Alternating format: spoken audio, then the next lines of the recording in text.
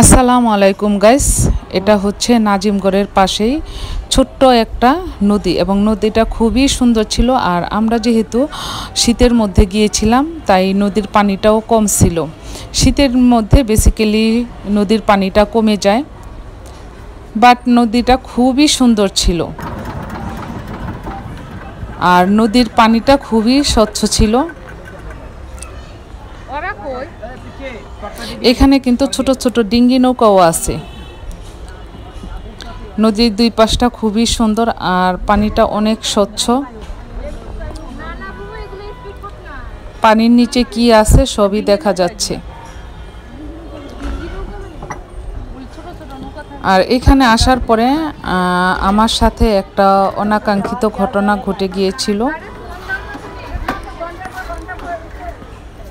সেটা হচ্ছে আমার ছেলে যে ইব্রাহিম এখান থেকে ব্যাক করার পরে ও একা একা রুমের উদ্দেশ্যে বের হয়ে গিয়েছিল এবং যে রাস্তা হারিয়ে ফেলেছিল এবং পাহাড়ে উঠে সেখান থেকে পড়েও গিয়েছিল। তো আল্লাহ বাঁচাইছে।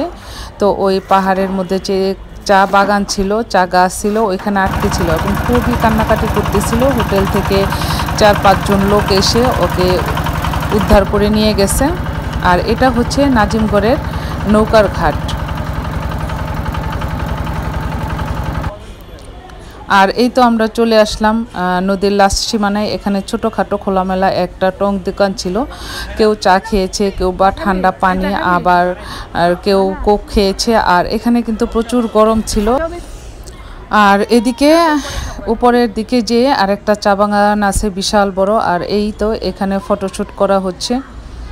সবাই যার যার মতো একটু ছবি উঠাইছে, ঘোরাঘুরি করছে। আর এখান থেকে তরমুজ ছিল, শসা ছিল, ডাব ছিল, যে যার মতো পছন্দ অনুযায়ী খাওয়া দাওয়া করে এখান থেকে আবার আমরা ব্যাক করলাম হচ্ছে নাজিমগড়ে। আর এখানে কার রেসিংয়ের একটা ব্যবস্থা ছিল বাচ্চাদের জন্য। প্রতি রাউন্ডে ছিল হচ্ছে 500 টাকা করে। আর আমার ছেলে ওদিক দিয়ে যে ঘটনা ঘটিয়েছিল তার জন্য আমাদের মনটা অনেক খারাপ ছিল। আর বেসিক্যালি আমার ছোট ছেলে ইব্রাহিম ও খুবই ভয় পেয়েছিল, যার কারণে আমরা এখান থেকে তাড়াতাড়ি বের হয়ে গেছিলাম। আমাদের লাঞ্চ করে বের হওয়ার কথা ছিল। আর ও অনেক কান্নাকাটি করতেছিল আর বলতেছিল যে এখান থেকে পাশ থেকে পাহাড়টা উঠাই দাও, সুইমিং পুল ছিল, সুইমিং পুলটা সরাই দাও। মানে ও চোখ খুলতেছিল না, এতটা ভয় পেয়েছিল। তাই আমরা দুপুরেই তাড়াতাড়ি করে বের হয়ে গিয়েছিলাম। আর যাওয়ার সময় সিলেট হাইওয়ে রোডে আমরা একটা রেস্টুরেন্টে বসে খাওয়া দাওয়া করে ওইখান থেকে আবার ঢাকার উদ্দেশ্যে রওনা দিয়ে দিয়েছি।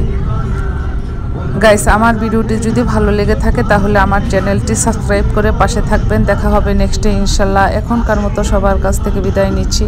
আল্লাহ হাফেজ।